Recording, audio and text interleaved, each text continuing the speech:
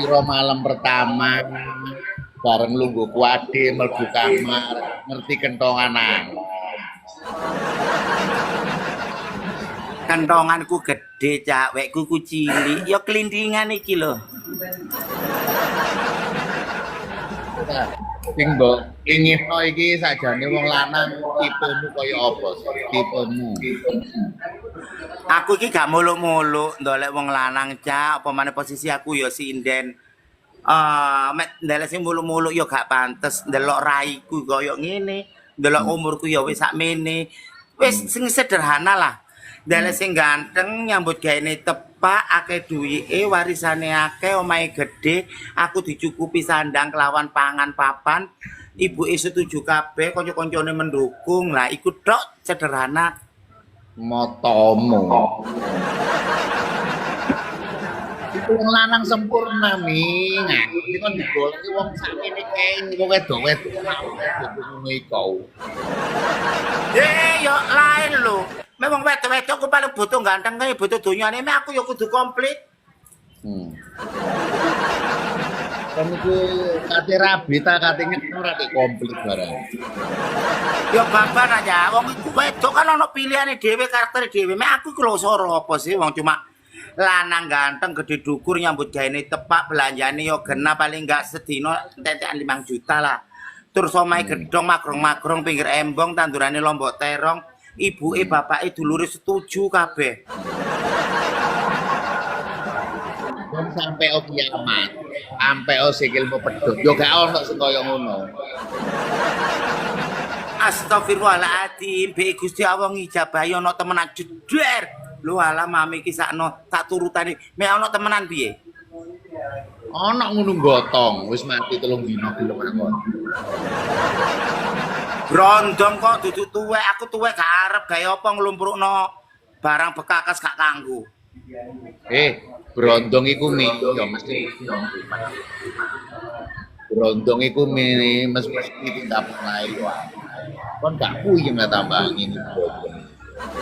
Yo carane, wong ku kan ana saranane, wong kenalanku dukun akeh. Tak foto cegrik, fotone tak gonang dukun gawin meneng anteng nang omah, donyane kene aku kabeh. Lho lah iso sih. Kalau duwe donya wong arek nganggur, kon rabi padha mek ngingoni sangal putu. Makanya tak seleksi loh, Jak. Jadi sak arek lanang iku aja sampai menyentuh awak kok aku dhisik. Kan aku tetep sambil arwah aku mempertahankan kesucianku dengan segala cara. Ojo sampai cek penasaran. Kon ku gak mempertahankan. Ngono kok menyimpan kesucian. Wis tak jarno, sing penting jodoh sapa-sapa wis babah sih. Teko sing ndi gak urus. Yakin oleh ya.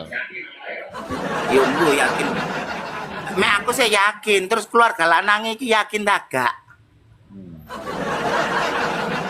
Ojo meneh keluargae kancane gak yakin. Jare kon saiki oleh kendaraan anyar. Arek kelemi. Sono jibrek sapa iku? Duwe ancen akeh, Cak. Iya, duwe akeh. Tapi ana sayange, Cak. Apa? Sombing. Jadi aku mek ngomong pelok tiru. Ayo coba posal kumpul wong sombing lah keliru. Ya apa? Ya apa contohnya? Arek njaluk mobil. Nak namanya Iwi. Oh, apa kon yang aku ngono? Anu yang itu Iwi ngono. Akhirnya aku gegeten ya. Nanti kalau tanggapan turunnya Ciwi, ngomong Ciwi. Akhirnya tak cincing lambene cret. Saiki ngomong. Nanti tanggapan turunnya di Ciwi. Loh, lambene tak cincing iso ngomong. Berarti cemiten ono, kancangen nang kuping. Lah, ngomong ambek aku sampai salah paham. Ngomong apa? Pikiran terus lapo. Lah iya, Cak. Wong tak kongkon ngomong kan ya bener ganteng tapi sombing ya. Tak kongkon ngomong jempol bathuk benjut sing cepet. Totok ndi-ndi. Ya apa contohnya? Contohnya kan ngene ya. Yang ngomong jempol bathuk benjut sing cepet tapi ping telu. Nya ngono. Awas kebenet iki ya. Lah lah aku sih. Iki lek kon terus to, Bre. Sing benjute bleset awas kon.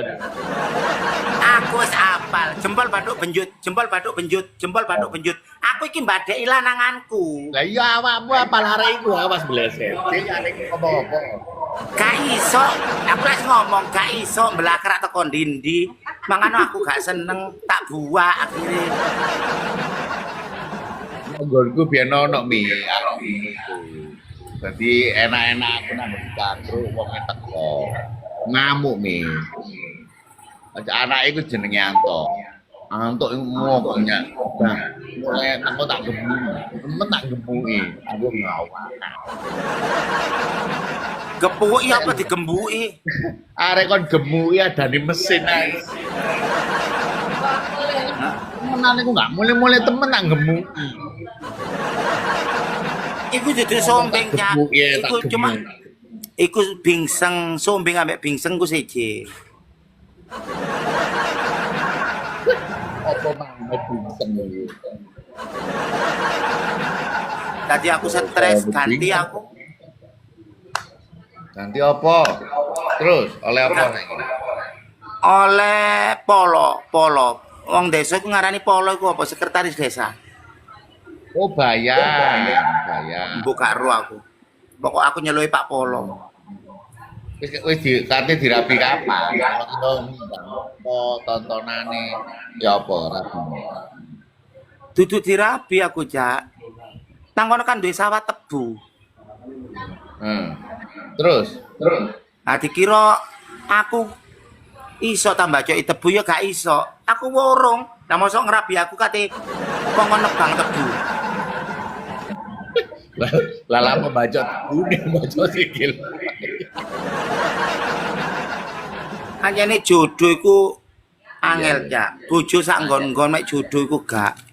Lah arek iki mak-mak iki kawan kawin. Gampang iki dudune awakmu kok angel. Wis tak syukuri ae wis jarno lah. Pek meneh oleh sing tepak. Paling kon pilih-pilih nih. Kon pilih golek sing apa perfect, golek sing sempurna. Yo angel. Yen sing dene wae sampe koyo ngono braine yo. Wong aku pilih-pilih ae oleh sing belakrak gak jelas, sing bisu, sing gendeng. Apa maneh aku angger arep. Lho, mo Cak. Gak. Kok perlu milih anggar arep kan iso oleh warna-warni. Misalnya aku gelem nang kalangan ludrukan, boleh dibuktikan. Gelem akeh brondong iki. Aku mulai yo, situ aku sombeng pisan. Arek 400 wong. Kok iso sombeng apa dinyae kakean arek-arek. Arek-arek kan nggawa tebu dikekno aku. Akeh kan daerah tebu-tebu kono, Cak. Iya kapan-kapan aku kepengin tau delok yo kon tinggal. Sampeyan iku yo gak jelas. Wis tak omongi ado, Cak, ojo merunu. Gak apa-apa, Sherlock ae. Nah sampe jek sang pengajian gak mungkin rene pikiran aku dhewe sedina dobel telu iku lho. Iki lek ngomong iku apik. Ngomong yo aku rono, wis mesti opo ae rono timbangane ketemu mbok seneni. Dadak aku rono, wis teko nggon buka WA. Cak kula matur rumiyin moto wis metu alas. Loh, dipilih lho.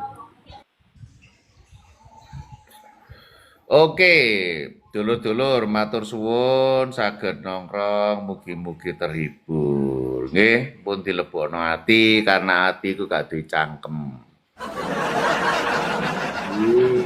Ukurane lek ana kata-kata sing kasar. Sing penting negara ayem damai, Sing penting urip sing akeh guyu, urip gak usah sumpek ya. Nggih, matur nuwun Mbak Fenty dongane undangan pesen. Oh nggih. Nova Cak Ning Silo. Waduh, gak kenal Silo Mbak Sido ta. Sing penting iso nggeke. Iya. Wis pokoke sampean cuma pesenku lek ndelok video-video aja ndelok video sing gare sampean sumpek. Sing sampean gare emosi, sing sampean gare bermusuh-musuhan karo wong. Ndelok video sing ngakak-ngakak, sing guyon-guyon supaya urip sampean bahagia, urip sampean iso ngakak. Nggih. Insya Allah tidak lama lagi sampean bisa lihat sketsa saya di YouTube bersama Sido dan Mami Okta. Mami Okta iki sewibu lek nganggur iso anu. Insya Allah minta dukungannya, minta doa restune sketsa-sketsa yang menghibur wong Jawa. Kenapa wong Jawa? Karena bosone basa Jawa. Putra, mugi-mugi sehat bahagia. Ojo lali mangan awan, mangan sing akeh ojo wedi lemu rek. Wong wedok-wedok lek mangan wedi lemu. Oke, Lur. Suwun donga dinunga sehat bahagia dilanjut. Gapleki akeh wong saiki gapleki